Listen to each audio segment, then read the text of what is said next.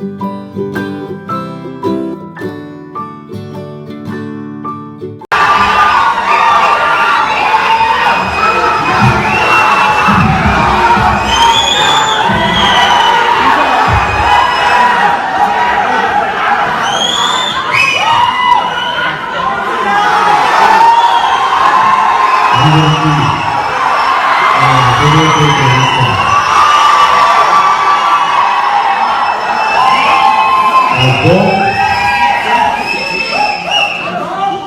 pay a whole lot of respect to the divinity in each one of you.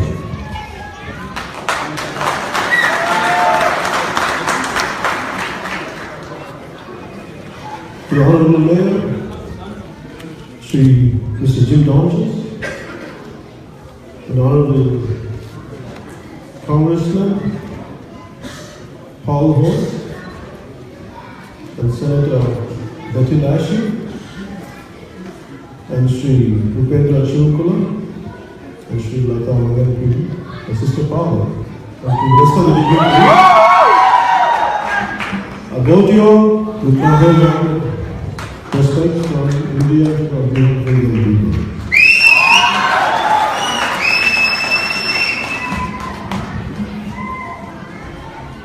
When I heard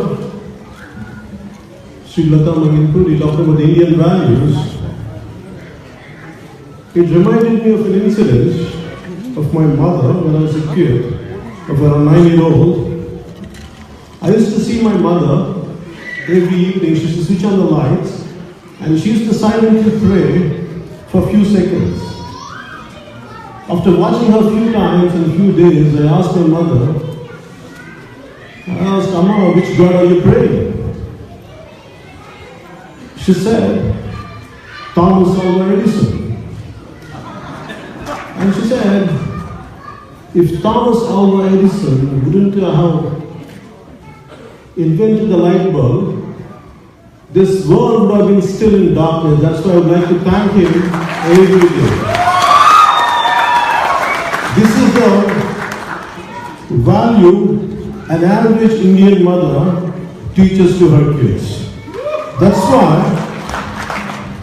no matter where Indians go, they take these values to the host country and they give best to the society which hosts them. So because of this, one of these is reading a book about Mr. Nani Palkhiwala. In 70s, he was the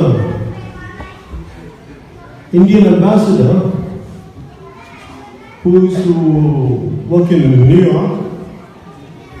So he said, each and every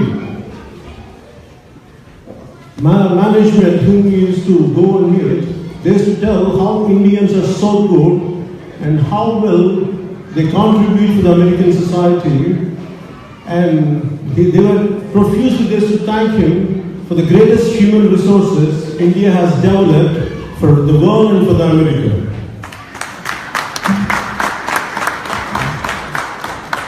And for me, I was never interested in politics. For me, I was always interested the way how society functions, right from my childhood. Though I was not highly educated, I was a school dropout. But I had never stopped learning. Still, I'm a student. I keep learning. And still, I keep studying. Right from my childhood, I never aspired to be an actor. And I never liked acting. Always I wanted to know how the society functions. So for me, the politics, being in politics is a natural progression to me. But from being in cinema, as an actor, it is very difficult for me to dance with heroines and to say some kind of dialogue. I feel very awkward to say that in reality. But you tell me to fight for the people, for the problems people face in real life, I feel very alive. I will feel good about it.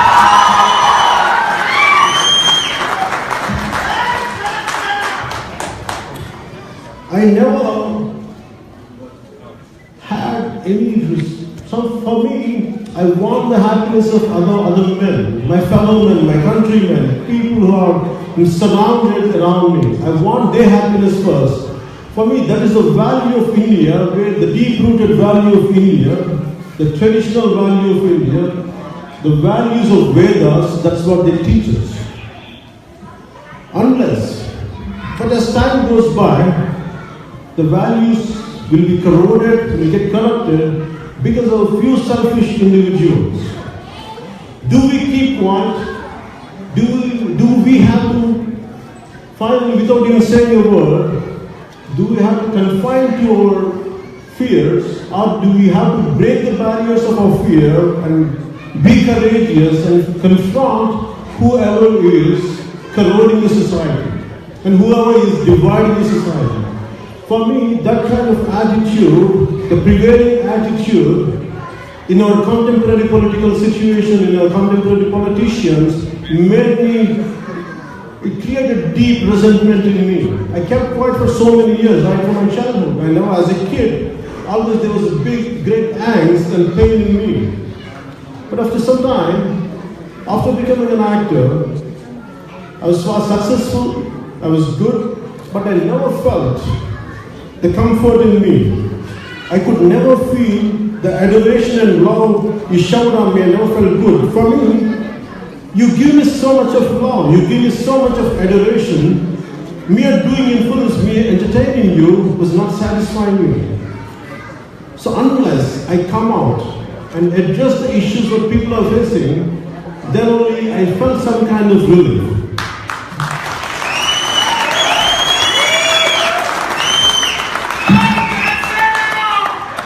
For me, the reason to establish Janasena, I said it is meant people's army. This army doesn't have guns, but it has the courageous hearts as the weapon. That's it.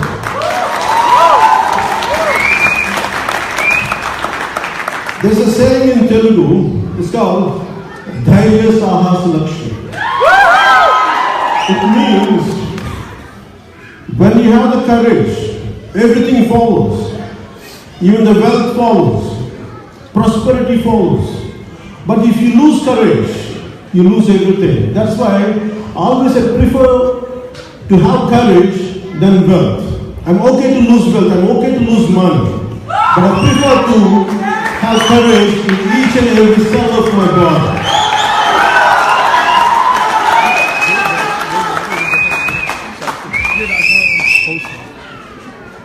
And I want you, that what do we Indians lack? When we talk about India, I feel great pride. I take humongous pride in being an Indian. That's the reason in all my films, I used to put some kind of the nationality, the nationalism, as a part of my, instead of dancing with the girls and heroines, I prefer to do songs on nationalism, because sometimes our freedom we have achieved, we take it for granted. But do we know how much blood and how much lives have been sacrificed for the freedom we are enjoying today? I want to remind everyone to at what cost we have the freedom and how we are enjoying it, by whose cost. There are lives, millions of lives had been sacrificed for the future generations, and those were the leaders. We have to remind them and we have to be grateful to them. For that reason, I never lost the commitment and the madness to love my country. I had never lost it. That's the reason you used to see in the form of songs, in the first, especially in the beginning of the film, I used to do that kind of songs. Just to tell you, we should never lose the respect and the value and the commitment and the love for our nation and for our society and for our country. That's the reason I used to do it.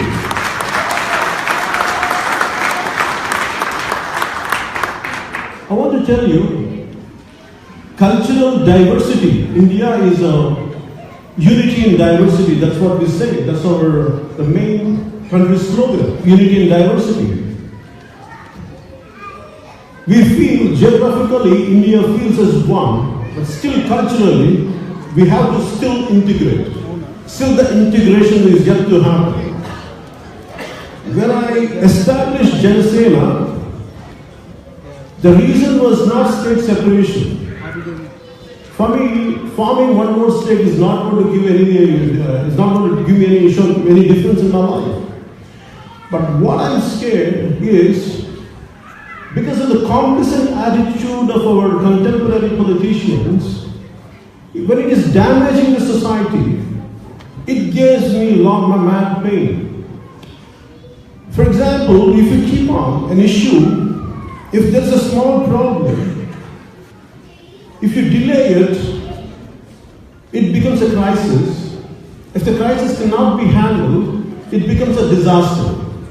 The contemporary Indian political system or situation of people, they don't address the issue when it's at a problematic level. Unless it becomes a crisis, unless it becomes a disaster, they won't address it.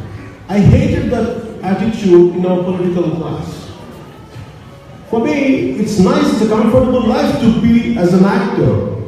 I make millions. And I make crores of money. I pay crores of taxes. But for me, it is very painful to see people in suffering. We say that we have a great development in our country. True, there's great development. But at the cost of whom? To whom it is reaching? It is reaching to only a certain particular people and particular classes. But then what are the rest of the people? Who's going to talk about them? Who's going to talk on their behalf? If I'm very comfortable, I have a lot of friends, I don't have to antagonize anyone. If I'm really keep my mouth shut, I would have enjoyed a lot of privileges. But in spite of that, I would like to walk out, I would like to go against wherever the injustice is happening. I would like to address that. I would like to stand by the people who are the victims.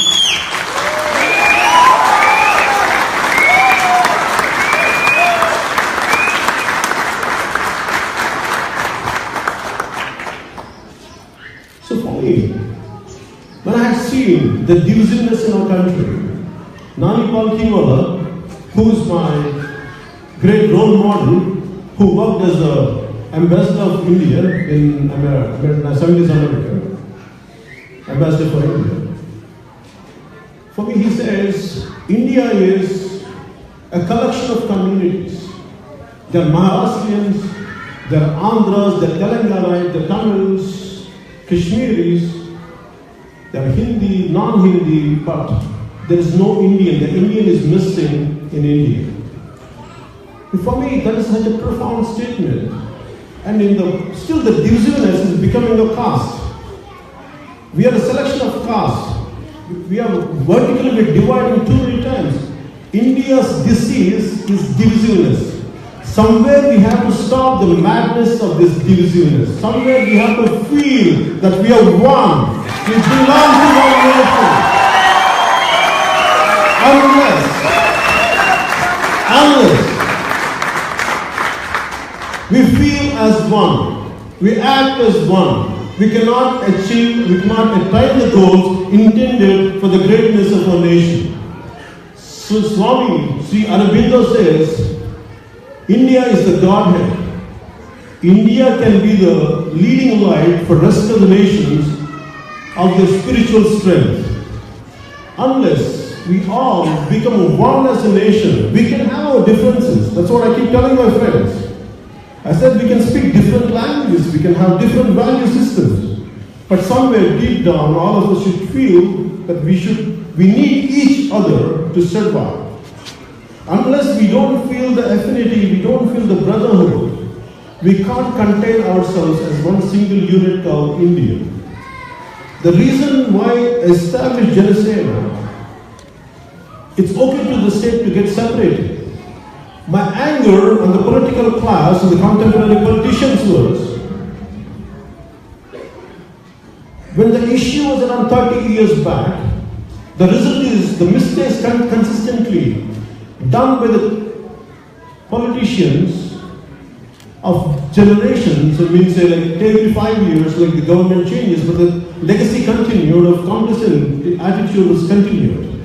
The result who we are paying it. The mistakes done by elders, will be paying the mistake. We'll be paying for their mistakes. And why should a mistake done by a yesteryear politician, why I have to face the problem? Why I have to face the brunt? That was my anger. And no one talks about it. Everyone is in a blaming business. A guy is like this, his Andhras are like that, his Telangana is like this. For me, the issue is not about Telangana or Andhra or some other region or sub-region. The issue is, if all the lawmakers, the political executives, if they would have done their job, if they would have addressed the issues at a problematic level, we wouldn't have achieved, we wouldn't have gone towards a disastrous side. That's the reason I came into politics, to address this disease called divisiveness in India. Because it is going to hurt the integrity of our nation. And today we feel everyone goes to Gandhiji. We talk great about Gandhiji. In reality, how much we are practicing the values which they taught us. We don't follow them. It's okay. We govern them. We bow to them. We respect them. In reality, we never practice it. At the same time, Ambedkar, we like to say that we need a casteless society. Everyone feels they show that we respect Ambedkar. In reality, they don't practice it. For me, I prefer to be a man of action than a man of words.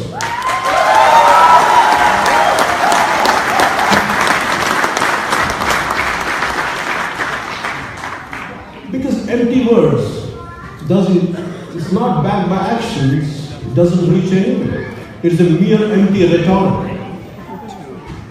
Just now, my friend Shahid Maharaj saying that, said something that I had given money back. The reason people who backed us, who are the stakeholders of our business, if we don't stand by them, who else is going to stand by? I don't want to be a selfish guy. Okay, I made my job, I did my job, I made some money, I'm going to go back home. But I can't sleep like that. I feel guilty.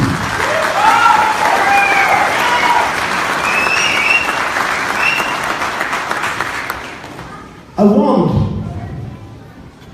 as Sri Lata Manipuri says, as you migrated to America, I want you, and this is what I believe in, we can't behave as an exclusive society. We have to somewhere bring our core values. We should confine, we should keep it with us. At the same time, we have to integrate with the host society. And we should integrate, and also we should participate. If we don't participate, what happens is, it creates some kind of animosity. And always these guys work and they take away and they're not becoming a part, they're not contributing anything. That creates some kind of animosity.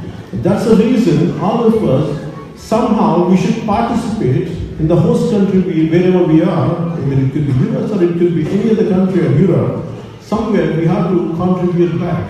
Unless we don't contribute back, it is going to create some kind of a situation of animosity which is not good for anyone. And I'm sorry, I'm not prepared. I'm just saying, I'm talking to you.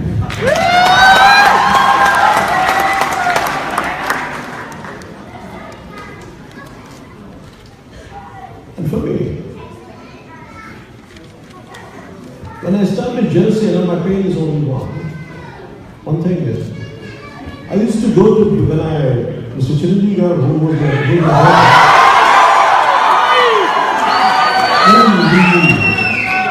and before that, before coming establishing Janasena, I started a NGO organization called the Commonwealth Protection Force. It's called CPA. Why I did that is, there is so much injustice, so much of injustice. I could see everywhere I go, there's mad injustice. Though I was acting, I used to see pain. I used to see pain all over. Even if I shoot somewhere, someone or the other, they come to me, they come for my help, or sometimes incidents do happen like this, where they put their sick child on my lap and tell them, Mama, can you do something for this? My child is sick, we don't know where to go. And they are very poor people. They can't afford any kind of good medication, good medical facilities. But I see there on one side, India, my pain is at a personal level, I can help a few people, 2 or 3. I can go on, okay, I can spend my entire money. But that's not going to solve the nation's problems. For me, politics is a holy job. Everyone says politics is a dirty job. For me, politics is a very holy and holy job.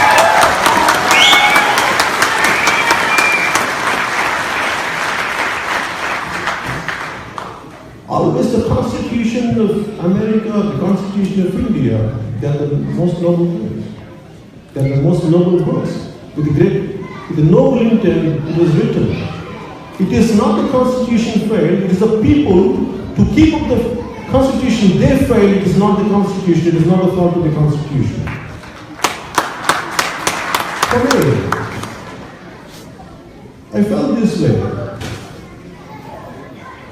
When each one of us, if we don't contribute in our own nice way manner, whatever way, whichever way, for me, I thought, being an actor, what can I do? It's easy to say, in 2.5 hours, I can talk a lot. I can fight with the bad guys, I can solve the issues, I can go back home, and I can sleep. It's a comfortable thing for me. But I question myself, to come into real life and face the real issues is a real challenge. The only way I realized is come into politics. Politics didn't come to me after I became an actor. Ever since I was a kid, I never knew it was called politics, but I always had thought, how could we address the problem? For every issue I used to face, I used to go to the core. Where is the root cause? What exactly is the root cause? For me, always has to touch the root cause. For me, the answer used to lie in politics. Unless the political body, the decision-making body, unless they address it trickles down and only you can transform the society. The Indian society, we say, Yatha Raja and Tata Praja. As the ruler, so the people. We take the attitude of our rulers, people take the attitude of the rulers. Imagine when we were fighting for our freedom from British, there used to be a galaxy of politicians, galaxy of leaders who used to inspire us. They were selfless, they were brave, and they used to go to any extreme for the love of our nation. But after 30-40 years, today every politician, at least most of them, not that I'm not denying that, people are not, they are there, but the percentage has become minimal. They have become a minority. So look at them, everyone has become a self-serving.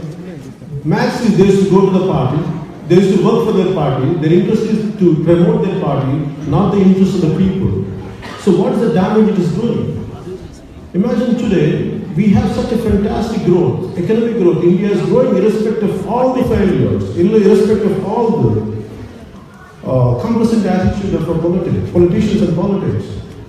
But still, the country is growing. It is because the individuals are damn good in our country. The individuals are powerful. The individuals are courageous. The individuals have integrity. But when we fail as a nation, because we remain as a collection of individuals, not as one Indian. That's the problem. That's what we have to address.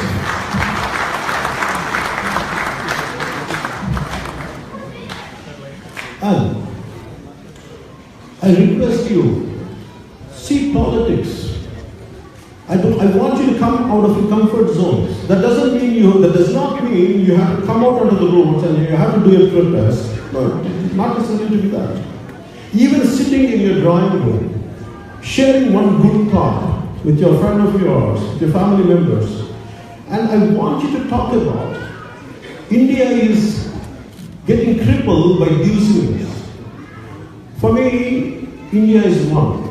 People say that I belong to one caste, people say that I belong to one religion, people say I belong to one religion. For me, either a Hindu or a Muslim or a Christian or a Sikh, anyone, they feel the same to me because we're filled with the same blood,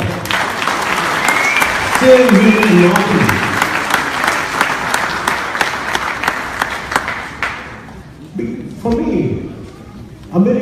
is the greatest inspiration. The American founding fathers of America, they're the greatest inspiration for me. Abraham Lincoln, George Washington. For me, I'm a man, a lover of Henry David Thoreau. Because for me, the big thing was I used to experiment what he said in Walden Pond, completely cutting off and living in the most frugal means. I used to do that especially after the film Johnny. For 1 year it disappeared. And I was trying to live like Henry David Thoreau, but I felt it was quite expensive for me. Because I had to sit in my farm, not doing my any business, and not working. And it costed me a crore of rupees to live like Henry David Thoreau.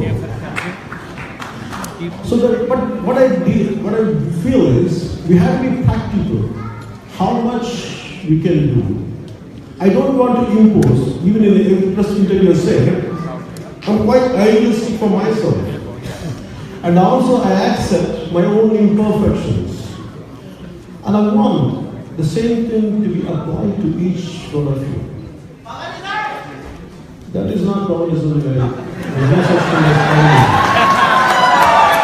Because I tell you, my friends, my brothers and sisters, I tell you, I love you.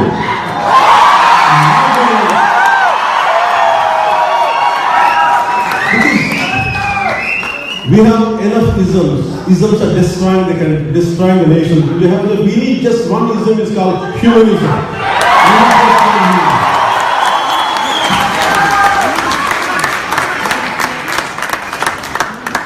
For me, I'm worried about, imagine India as one community. Then a collection of Telugu, collection of Tamils or Maharashtrians. If India behaves as one community, as one nation, even in America, it is going to do a great benefit for the Indians as expatriates and also for the host country, America. In that way, both will get benefited. Unless we divide ourselves, it is only we're showing our weakness and nothing else. And I want you to look at politics. I want you to establish, I want you to do good for this nation called America. And I want you to, how much ever you contribute back to the country we came from, in your own way. Maybe it could be a kind word. At least a healing word is enough. One healing word makes all the difference. And I want you to heal the country which is being divided consistently. The verticals are increasing every day. It could be a caste, it could be a different caste within Andhra Pradesh and Telangana. We call it as Kaupu or Nankama, Reddy. This is all, what happens? I want you to go beyond this caste. When we come back when we go to America, we can't see the difference. I don't understand this caste. Unless we feel as one, we go beyond this caste. I'm telling you, it is very humiliating and demeaning for me to tell my kids that you are a caste. I hate that attitude.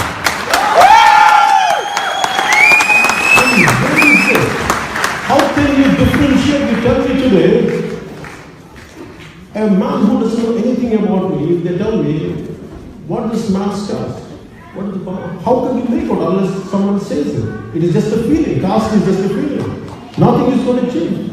Caste is going to, for me, the other day they were telling me that you have a caste feeling. I said, I don't even have a family feeling. Forget about caste. For me, the reason is, I want the best for our country, for our people, and for our communities. That's the reason. For me, I don't get into that kind of low-level thinking called caste. If someone does it, I can understand. I don't find fault with them. But when I request them, I want you to grow beyond that. I want you to go above that. When I needed money, simply,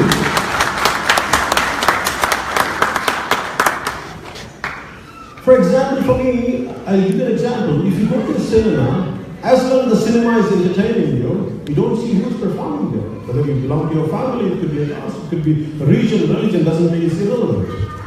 But when you're able to enjoy who is performing there, the performance or the outcome of the film, there's a need for you to think of who this man is.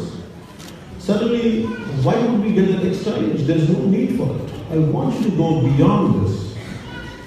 Because this is what is going to divide. Unless we correct our thought process, unless we correct ourselves, we will be always weak as a nation. Because unless I want the state of Telangana and the state of Andhra Pradesh should be the shining examples for the entire India. And we have the ability, my friends, we have the strength. I want to say, believing this adversity reveals true character. We have great adverse conditions, and we should take them as challenges. We have to confront it. We have to show strength. And that's why I would request you all to be the shining light, to be the leading examples for the entire country, to show the solidarity of Indianness,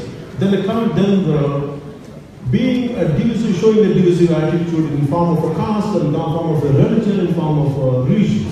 I want you to be collectively as one India and one India and one.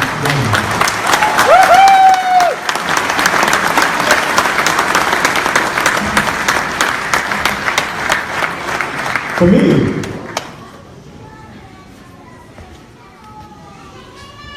the words of Kennedy, ask not what country has done to you, ask what you can do for your country. For me, those simple words, the most powerful words, shape my thinking. And Martin Luther King Jr., who led the civil rights movement, is a great inspiration for me. Always, every day, I read their lines, I read their books. And I want you to understand the culture. Wherever you stay in the US, I want you to know the founding fathers or the people who fought for civil rights, and I want to know the hardships. Unless we know the hardships of our founding fathers, we don't know the value of a freedom, what we are achieving today, what we are enjoying today. I want you to know that. In that way, we can never trivialize, we can never go into the narrow-minded thinking called divisiveness. I want you to really, if I ask the young friends of mine, my brothers and sisters, this is what I can tell you. I want you to go back and read about each and every individual who fought to have a good society around them.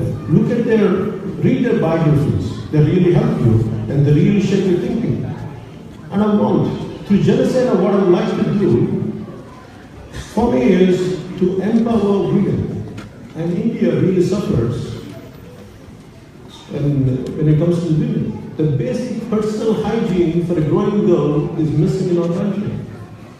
And there's so many issues when it comes to education. There are no good, everyone says, even we were having a conversation yesterday, today morning, and we said we have a great demographic dividend. We're talking about between the 19 to the 28, the age is, we have great people, a great percentage of youth is there. But unless we channelize them as a powerful and potent energy, which we could channelize for the betterment of our society, it is going to be a devastating situation than a dividend. That's what we have to understand. That's the reason I want you to guide people around you. First, I want you to educate yourself. Education is not about degrees. Education is not about scientific achievement. It's also about human angle to it. Unless we feel what is the right humanness, if humanness is missing in our country, educate yourself in humanity, which is very essential for anything to survive. That's all I would like to say. And my last word would be, I thank you for the mayor, for the recognition you have given me, and also Sri Upendra Shivkumar. Thank you, sir. Thank you for what you have given me, the recognition.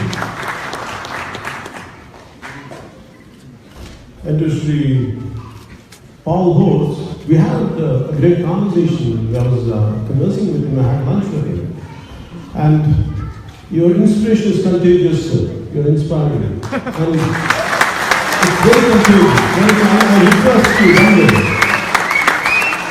I want you to come to India and please guide us how to look at the society. And Indian society needs your guidance.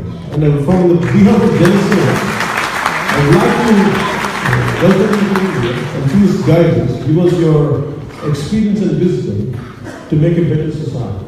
Thank you.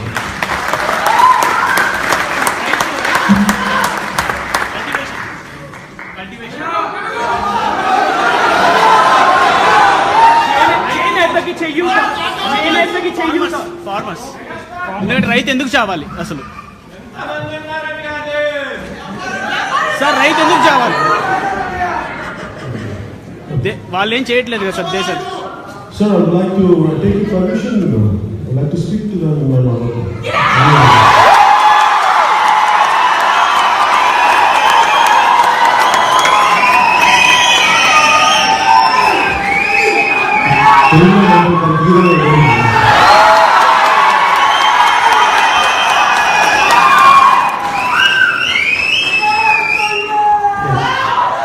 Okay,